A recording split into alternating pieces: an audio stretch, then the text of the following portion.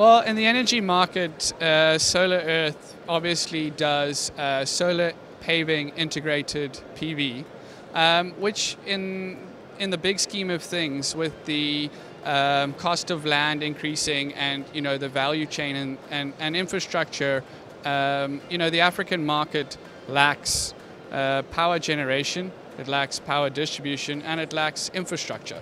So a product that has the ability to not only be a bike path or a walkway or improve the people's infrastructure, it also has the ability to produce the power that they use in their homes or in their factories or their spaza shops or whatever. So we have the ability to really take infrastructure that was otherwise just spending its life getting hot and cold, and we can actually use that space to power up the communities around it. And on top of that, the ability to generate power, distribute power, and then also have a bike path, I think is really cool.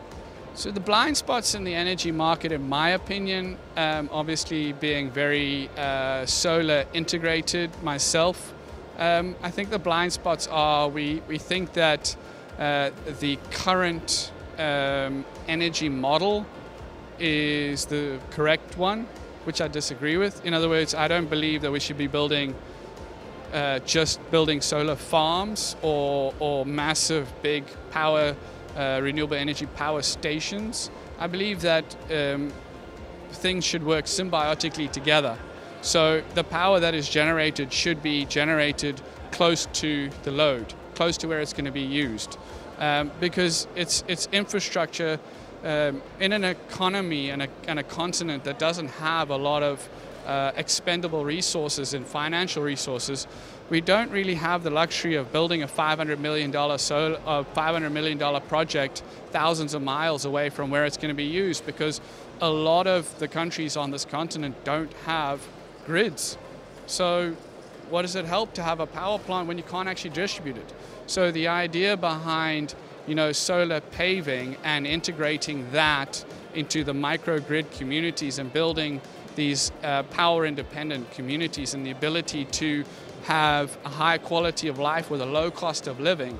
Because remember, with your traditional power, you have three factors. You have fixed capital cost, a semi-fixed maintenance cost, and a highly variable resource and labor cost.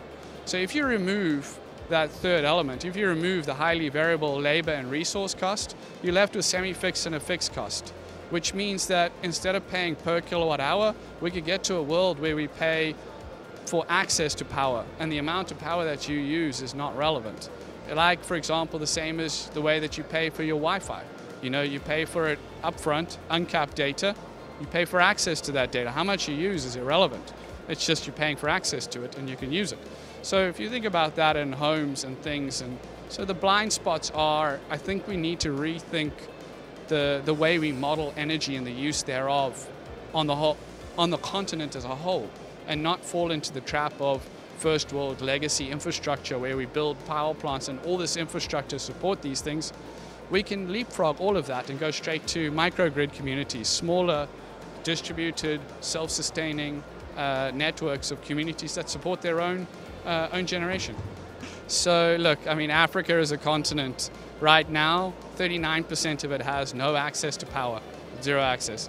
If you include countries that have limited access, that number could easily climb to 50, 60% of the continent that has limited access to power.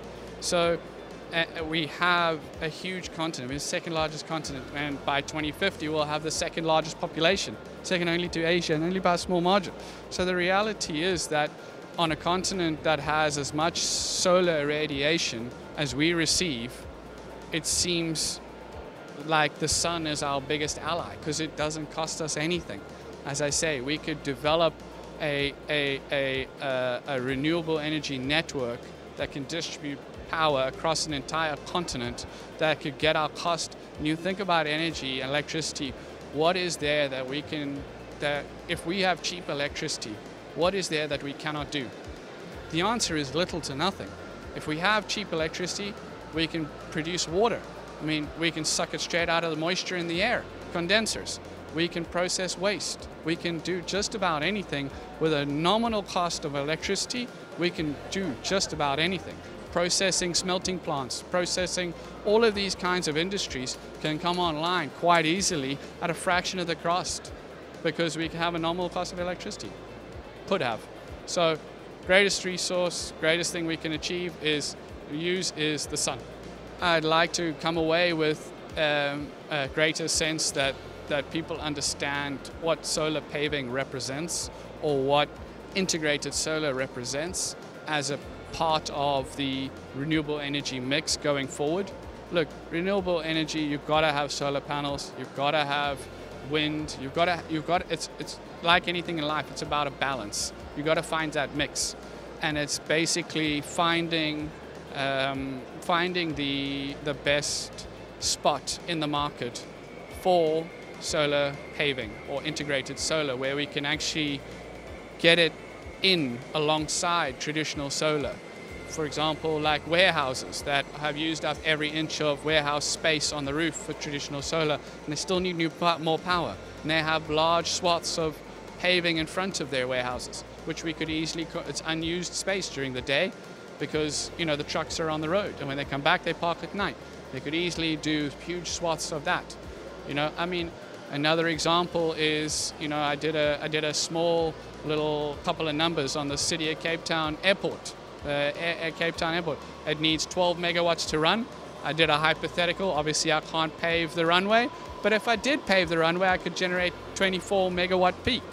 So in reality is if I took some spaces around places, and as I say, rather than generate, you know, a solar farm with 100 megawatts, let's do, you know, 10 projects of 10 megawatts across the cities or communities or wherever, you know, decentralized, you know, etc. So what I want to take away, I personally want to take away the knowledge that people are starting to see the tree through the forest that I'm trying to sell, or that I'm trying to, you know, help people understand and believe in, like I do.